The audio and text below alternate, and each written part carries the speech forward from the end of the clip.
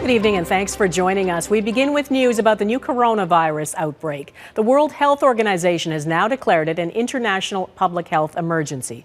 It's concerned countries with weak healthcare systems may not be able to cope.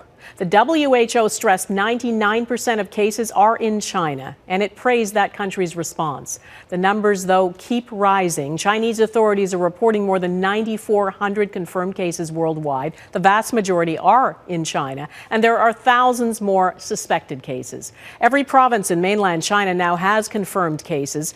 On this map, the darker the red, the higher the number. Wuhan, the capital of Hubei province, where this outbreak began, has the most, over 1,000 cases. 213 people have now died from this new strain of coronavirus. All of them are in China. And the WHO says China, which has put millions of people under quarantine and is rapidly building new hospitals to handle all the sick people, has set a new standard for outbreak response. I have never seen in my life this kind of mobilization, the measures they are taking, which I believe will reverse the tide. But not only what they're doing is protecting their people, but I know from the figures also, you know that it's protecting the rest of the world. There are more than 100 confirmed cases outside mainland China, scattered across at least 19 countries and territories. India has confirmed its first case, and so has the Philippines. Canada's health minister says the risk here remains low, and declaring a global health emergency does not change that. The government is still working on a plan to airlift Canadians out of Wuhan, the center of the outbreak. We'll get to that in just a moment, but we begin with Redmond Shannon on the WHO declaration and what it means. This was the World Health Organization's third emergency meeting on the coronavirus outbreak. And on this occasion, after hours of debate, the panel voted to declare a global health emergency. The main reason for this declaration is not because of what is happening in China, but because of what is happening in other countries. The head of the WHO repeatedly praised China's response to the outbreak, saying it can turn the tide. It's actually doing more than China is required to do.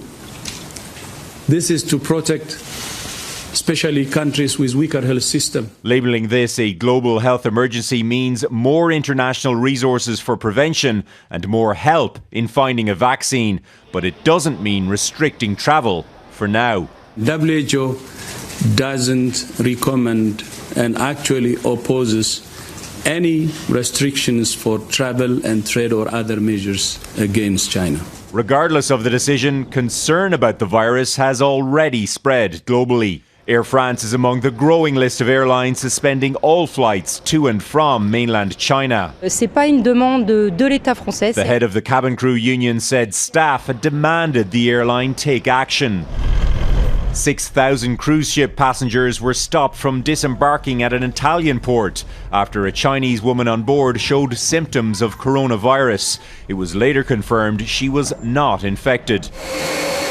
Turkey is among the countries sending planes to bring citizens home.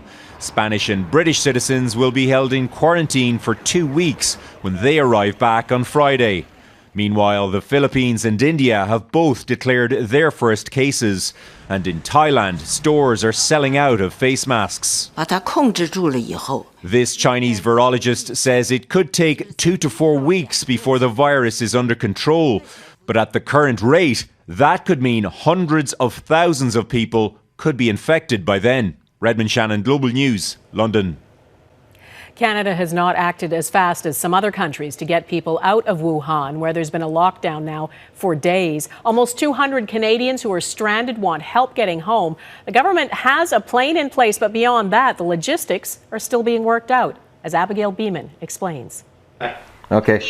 We'll talk to you again shortly. As soon as I have news, I will tell you. But for Monty Gisborne in Coquitlam, BC, and his wife Daniela Liu in Wuhan, there's been no news. They finally got a call from Canadian officials, a formal phone interview they said would happen in an hour. But 12 hours later, nothing. I'm so scared and confusing because no information. Liu, along with their daughter Dominica, also in Wuhan, are permanent Canadian residents. They don't even know if they'll be allowed on the Canadian plane whenever it arrives. They keep focusing on the fact that Canadians will be on that airplane.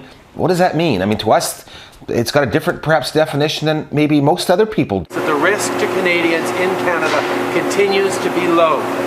We have strong measures in place. But no one can say when the plane Ottawa has secured will arrive, nor what will happen in terms of screening or isolation.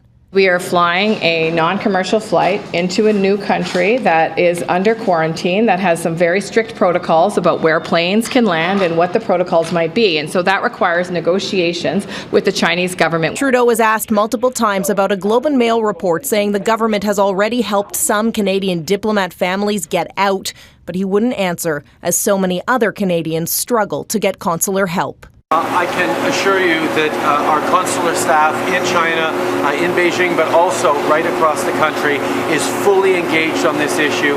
We are in history right now. Montrealer Felicity Fang is visiting her parents in Wuhan. Her father now helping build a new hospital for coronavirus patients, and she's worried about him. From the government who told us, if you're staying inside, the chance of your survival is much bigger than if you go out.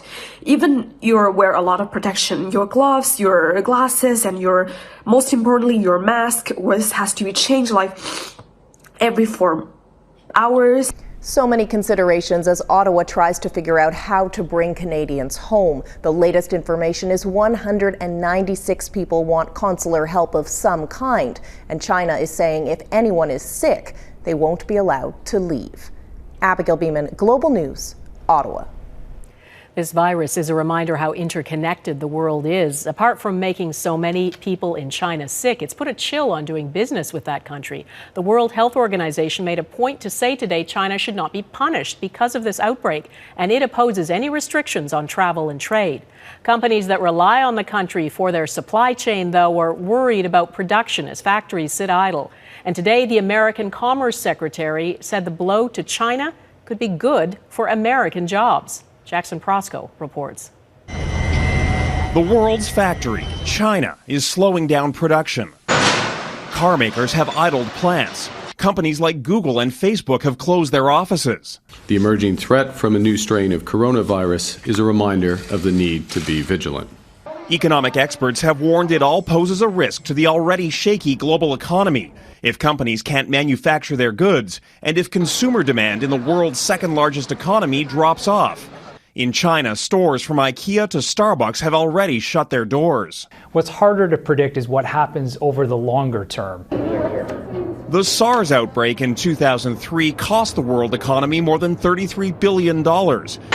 Nearly 2 decades later, China is a much bigger player, now Canada's second largest trading partner. They're far more connected, and that means that when you have something like the coronavirus, the impact felt throughout the world could be far more significant. One example, the ubiquitous iPhone, made in China. There are warnings that production could be vulnerable to supply chain or labor disruptions. And as airlines cancel flights to and from the country, the demand side is taking a hit. Chinese tourists, the highest per capita spenders, are staying home.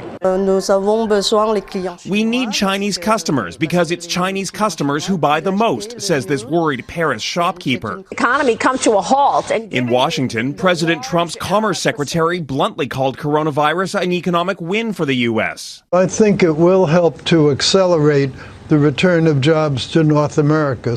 The reality is, with the world economy already slowing, everyone is at risk, even if the coronavirus is contained. Jackson Prosco, Global News, Washington.